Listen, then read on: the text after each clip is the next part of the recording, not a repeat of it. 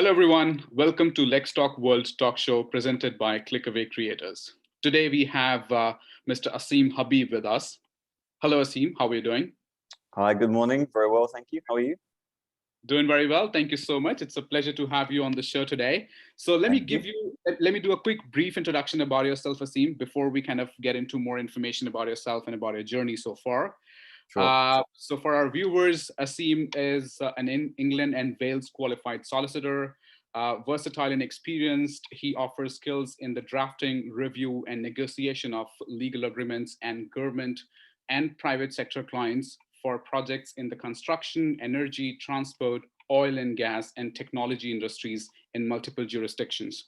Over the last 10 years, he has supported and advised on regulations and policies of national and international importance in a variety of sectors, and more recently advised on all legal issues relating to the digital transformation of automation and energy management and predictive maintenance for a variety of projects, including data center, buildings, and homes.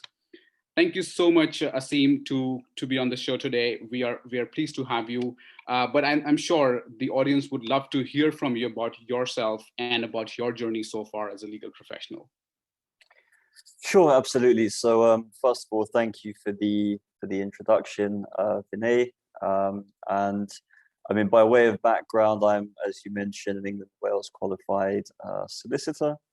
I started my career in London, which is my home city, and then after working in London for a period, I decided that I wanted to have some international experience, and worked in Asia for some time before moving across to Dubai in 2012, and I've been here ever since. It's been an excellent experience working with ABB in-house as an in-house counsel.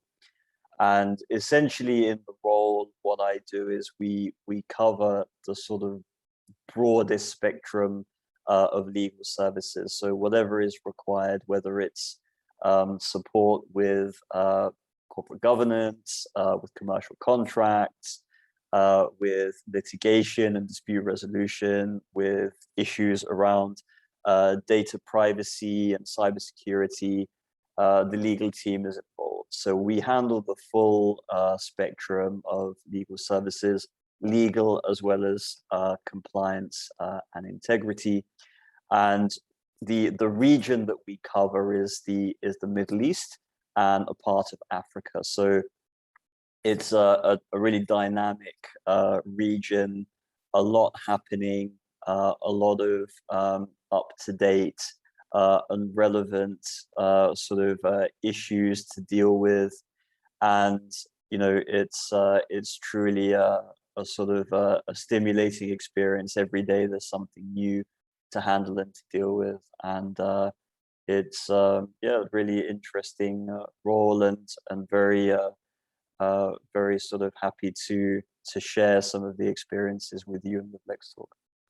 Well, that's amazing. Thank you so much for giving us a brief introduction and background about yourself. And I'm sure that there's a lot happening in Dubai. Everyone knows that, right? UAE is kind of has become the center of attraction, especially in the Middle East, Africa, and Asian countries. So a lot is happening. And since you're there, I'm sure, you know, coming from you, I'm sure a lot of our viewers would be able to understand that as well. I'd like to move ahead and ask you the next question, and it typically talks about your first case. I'm sure it's been a long journey so far, but the first case is always very memorable and very special. So if you, and not probably the first one, but probably the most memorable case for you, and what were your key takeaways from there? If you can please share that with us. It's interesting because I was actually thinking about this the other day.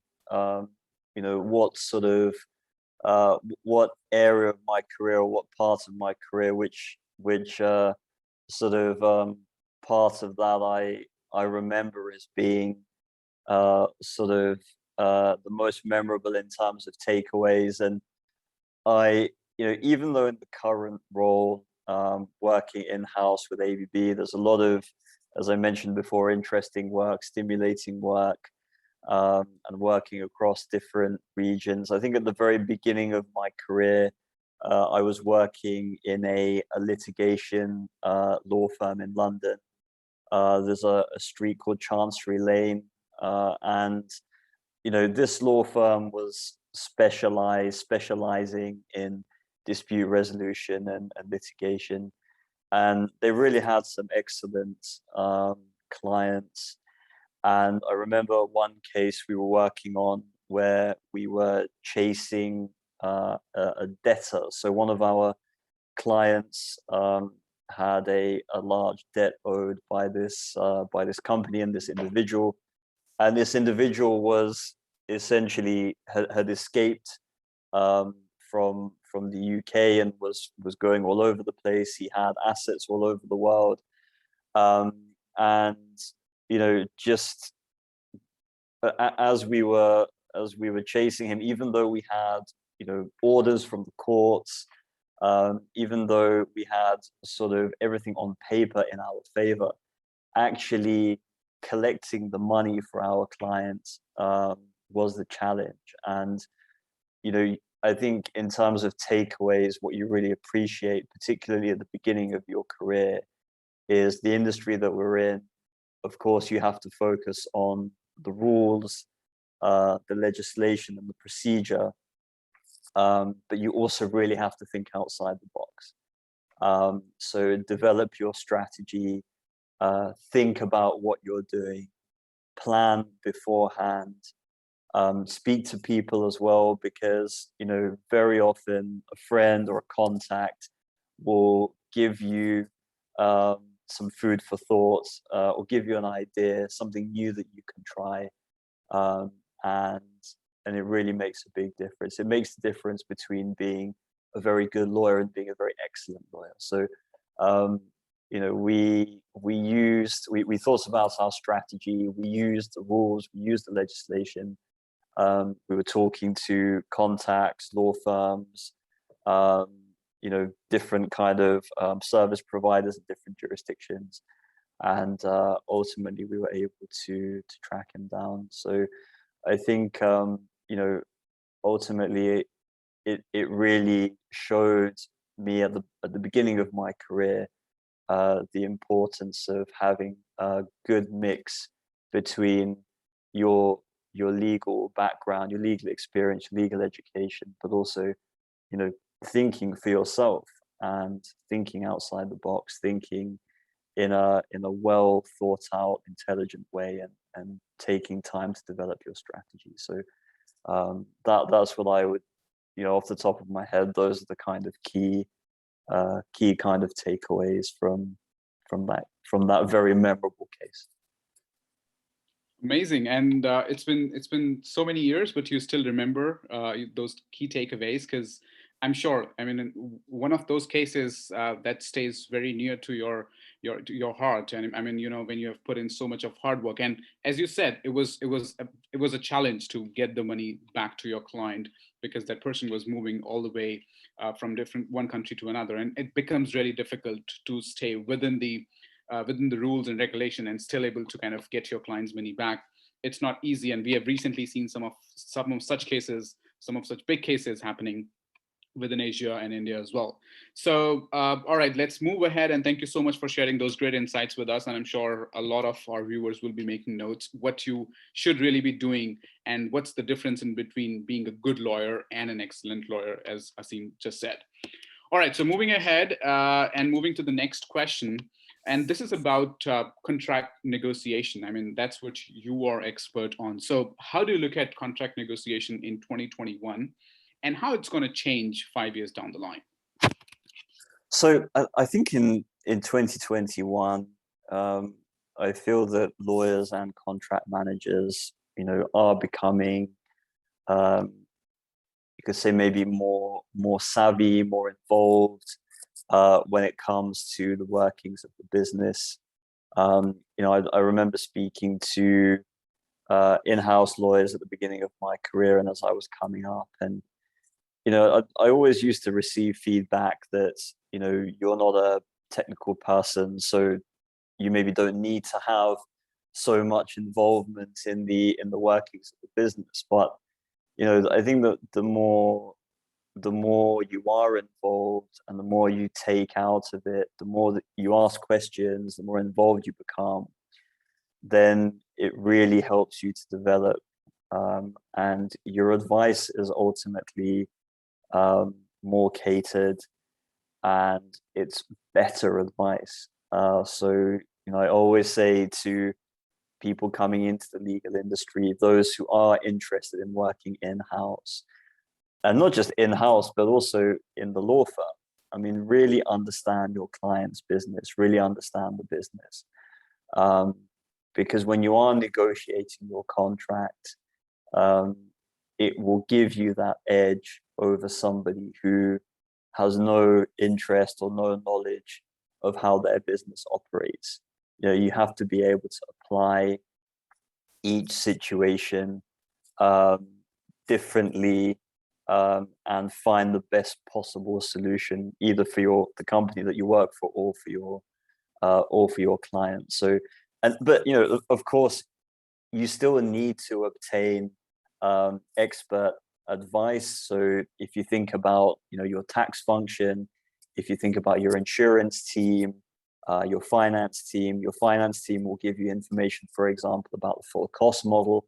But even though that might not be your bread and butter, it's important that you can sit down with your finance team and understand a full cost model or a full cost calculation, and understand what revenue means, for example, when the revenue is booked in the system, how the company is making money, and what sort of elements of your business can impact the different areas of the balance sheet, because it'll help you to appreciate how the business is operating, what the risks are, and where you need to focus your attention. And this can really make a difference when you're in that contract negotiation, because the contract negotiation, how you function in that meeting or in those meetings will ultimately determine how that project is executed,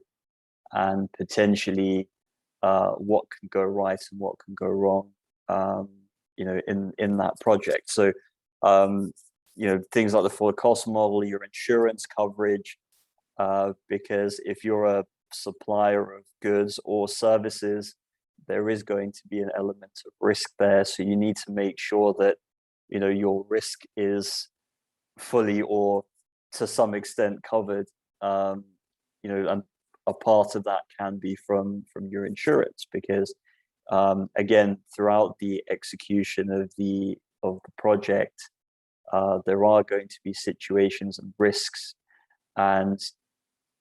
that are outside of the company's control, and you have to make sure that those risks are mitigated. So I would say that that's how I look at it in 2021.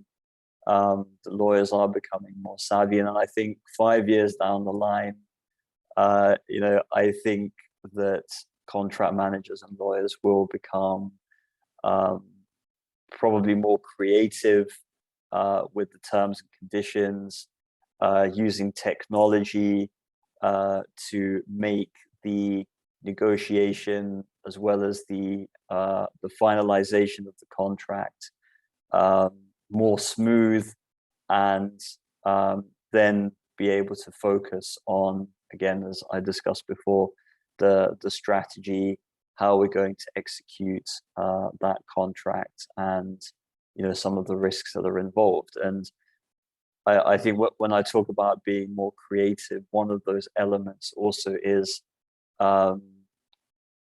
using what is happening in the world now, particularly when you're a global company, and looking at those risks to implement into your contract. I think that will be something and a skill that more lawyers and contract managers will implement. Just using a couple of simple examples, if we think about COVID-19 and the risks that it had all along, not just the risks, but the impact it had all along the supply chain, from suppliers and freight forwarders being delayed, which would ultimately have an impact on the subcontractors and the main contractors, and then the ultimate owners of the projects. And then you have, other kind of events that are outside of your control. For example, the blockade in the Suez Canal that happened recently, the implementation of sanctions on various countries and jurisdictions. And all of these things will need to be considered when negotiating your contracts. And I think that more and more, as we use technology, as the world focuses more on issues such as climate change and environmental and social governance, and diversity and inclusion, I think that creativity is going to be a big part of those contract negotiations in the next 5 years. Oh wow, amazing! I think I'm not sure if you guys who are young contract negotiators or contract lawyers, if you were making note of that, but Asim kind of just laid down all those important pieces of information for all of us. If you have not done that, go back, just listen to this answer once again. It's like it has everything and anything that you should keep in mind while kind of making and probably getting into this industry and probably this particular stream. And one thing I really liked about that answer, Asim, was that what is going to happen in the next 5 years? The lawyers are becoming tech savvy, and in the next 5 years or 10 years down the line, it is going to go bigger and greater, and obviously it's going to boom. And at the same time, you also have to be creative enough. I mean, we have heard a lot of people talking about that you have to be tech savvy, but this creativity point really is nail on the head, because we definitely want our lawyers to be more creative and how they can take care of such nuances or such conditions which are beyond a company's control. So absolutely right, and I would urge all those viewers to go back and make those notes. That's going to really help you in the future or in your careers. Thank you so much, Asim. It was, again, a very nicely elaborated answer for all of us. I'll move ahead to the next one with that. And here, let's talk about a little bit, what are those topics that are going to be more, prevalent or the most important in the upcoming 5 or 10 years in the legal industry, in your view? Yeah, so I mean, I think that obviously, as we were talking about before, technology, and we were discussing about how a lot of lawyers are going to have to become more tech savvy, especially because if you look at the pace at which businesses are running at, it's important that the lawyers in the legal industry are not left behind. Because it can be very easy to lose track or lose focus on what the business is doing.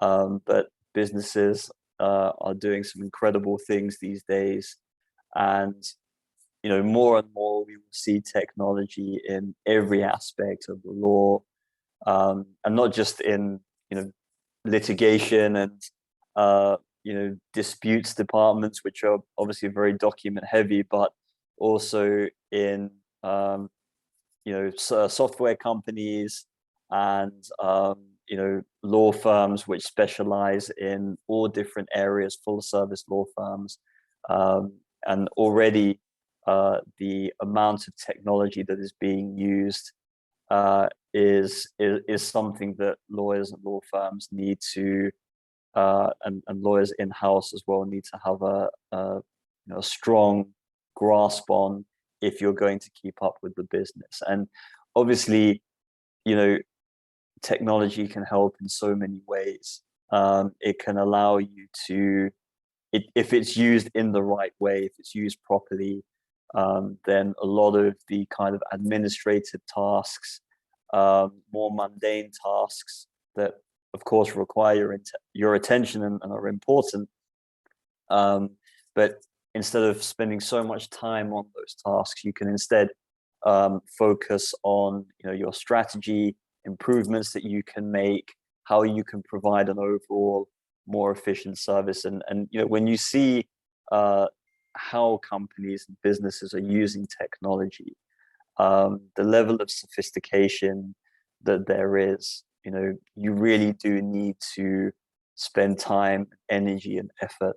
But ultimately, if you do spend that time, then you're investing in yourself, you're investing in your skills, so that you can provide an overall better service as a legal counsel or an external lawyer. So technology, obviously, and with technology comes a variety of legal issues. You talk about issues such as data privacy and cybersecurity. With data privacy, we obviously see new legislation being implemented in many different jurisdictions, the GDPR being one example. So it's important that when you are using technology and where you're storing the data, that you have a good grasp and a good understanding of whether that data is something that falls within one of these pieces of legislation. So if it's personal data, for example, being stored in the cloud, then it's important, first of all, to have a secure method of storing that information in the cloud. But also it's important that you're aware of what the risks are. If something does go wrong, do you have a way and a method of dealing with that kind of data breach if it does take place? So wherever you have automated processes, wherever you are storing data or processing data or controlling data, then it's important that you have an understanding of what could possibly go wrong, and that you have a mechanism and a setup to deal with this issue, and to mitigate if something does happen, to deal with that issue so that you don't have large pieces of personal data being obtained from criminals. And that's really the cybersecurity. I mean, making sure that you do have a secure method of storing your data, so that you can focus on these innovative technology services in a legal and compliant way. A couple of other, I would say, prevalent or important topics for the legal industry. A lot of people are talking now about climate change and ESG, so environmental social governance. And you see with companies, again, going back to the point I touched on about keeping up with the businesses, keeping up with commercial enterprises. The thing that is really important is now we're already seeing the focus of businesses on creating products and manufacturing products that are environmentally friendly. So what we don't want to have is, I mean, if we take our industry, for example, I mean, ABB is heavily involved in oil and gas, is heavily involved in commercial constructions, in residential buildings, in data centers, other types of power projects. So ultimately what you want to have is a product that is environmentally friendly, that allows the use of, for example, solar power, wind power, alternative sources of energy, renewable energy, so that the environment that we're operating in is not being harmed, is not being damaged. And this is becoming such an important topic that even when companies are looking to hire service providers or hire law firms, that they will ask, what is your strategy on ESG, on environmental and social governance?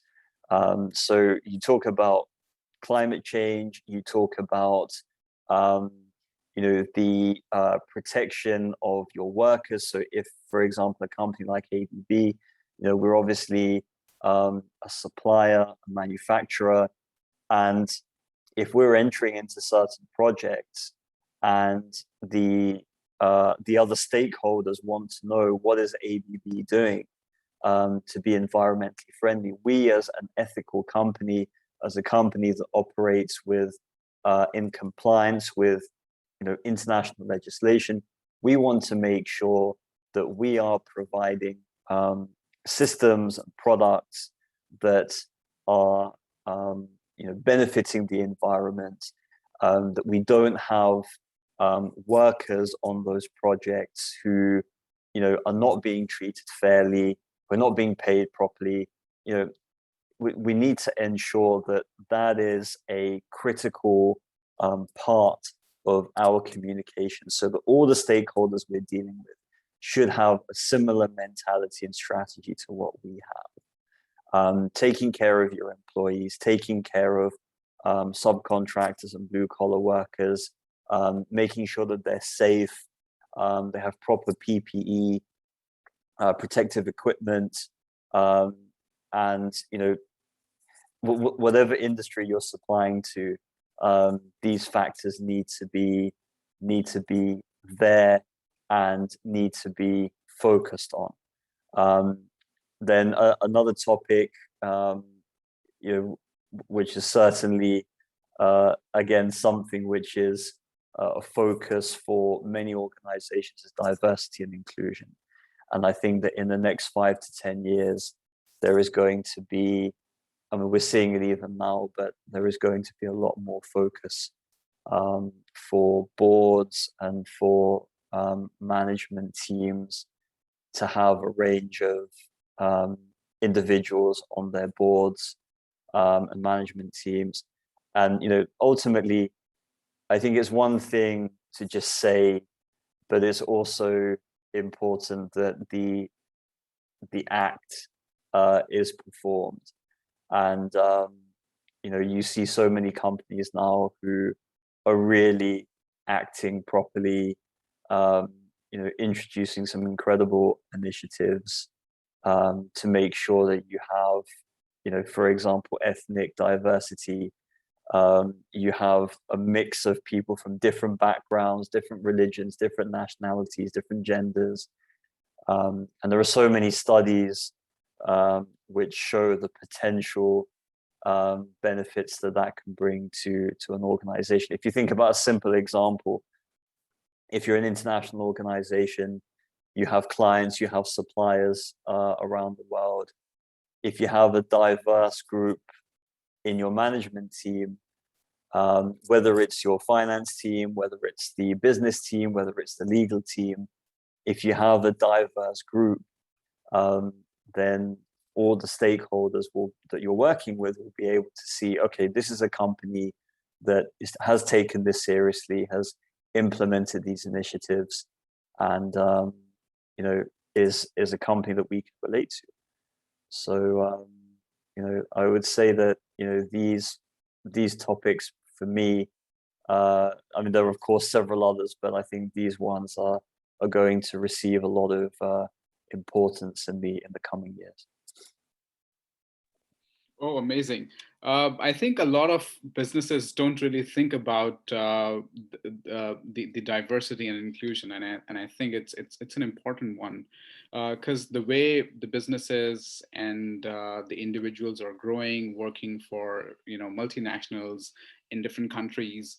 You come from London and working in UAE and working in between between a group of people that comes from different countries, different backgrounds, different ethnicities. So it's really important for us to kind of have that acceptance, obviously, and businesses and companies are the right way to start this, and I really like that idea that if you have a management that has people coming from different diversities into a group, that really can be a deal breaker, I would say. So yes, I think a lot of businesses do not really think about that, but yeah, Those are some very important topics that we can make a note of, and we can make sure that as legal professionals, we are consulting our clients, our companies, our businesses about all of them, and making them aware and making them future ready, because this is exactly what Asim was trying to do. Thank you so much. Once again, very elaborative and very informative answer. We'll move on to the next question, and probably the last question for our session today.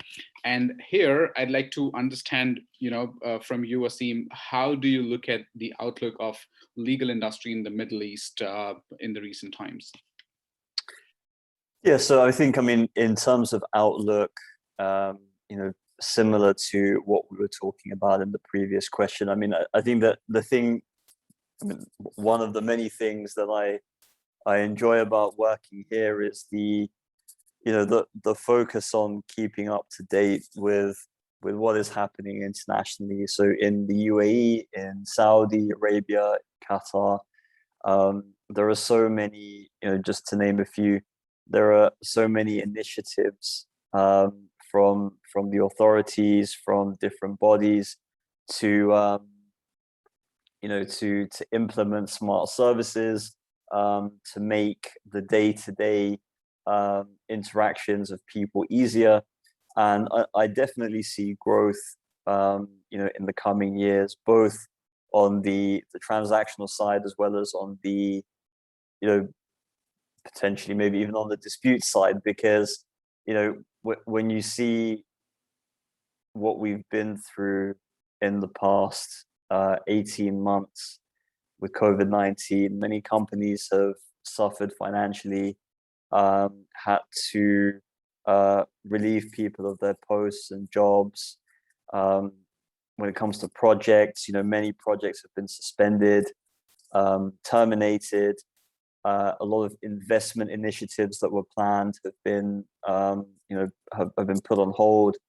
So, as we're moving out of this period and into what we call, or soon, hopefully, what we will call a new normal way of working, I believe that here we will definitely see, and we're already seeing, a focus on promoting local talent, but also on attracting investment from outside. So if you look at some of the major projects now, a lot of the governments are looking to make life easier, making business operations run more smoothly for multinational companies, but at the same time requesting focus and development of local talent. And you can see the regulatory framework, legal framework as well, being built in such a way that ensures that there is going to be a strong base, a strong outcome, strong support for these projects. And we're talking about major projects here that will require a lot of investment. But this is something that the international community will be involved with, and easing business, allowing businesses to set up without too much red tape, setting up, fully owned, foreign-owned companies, having exemptions from certain restrictions which were maybe there in the past. All of these, I mean, there's some simple examples, but there are ways that will allow and facilitate international investment into these countries. So I think it's an exciting time. There's a lot of potential for growth already, some huge projects going on, and all I can say is a long may that continue. Absolutely. We keep hearing about that, especially about that part of the world. Something that was in the news off lately was cloud seeding. And, we keep seeing such great initiatives, innovations coming out of from UAE and especially from Dubai. So, I mean, you're absolutely right. Middle East is absolutely growing and growing big and making it, definitely a food for a thought for a lot of investors to come over and invest in that part of the world. and there is an exciting time coming ahead of us. All right, so with that, we come to the end of this session, Asim. Thank you so much once again for sharing such great insights with us. I'm sure that a lot of our viewers would kind of rewind that interview again and again to kind of learn more. And if in case we get more questions from our viewers that they want to ask you, we'll try to connect with you and we'll try to answer those questions for them. But for now, thank you so much for your time once again. It was a pleasure to have you on. For our viewers, if you like the interview, please like and share this interview with your colleagues, with your friends, so that they can also gather a lot of information that is shared by Asim here on the show. And do follow and do subscribe to Clickaway Creators YouTube channel to have more coming up from the industry leaders. For now, this is Vinay signing off for LexTalk. Thank you.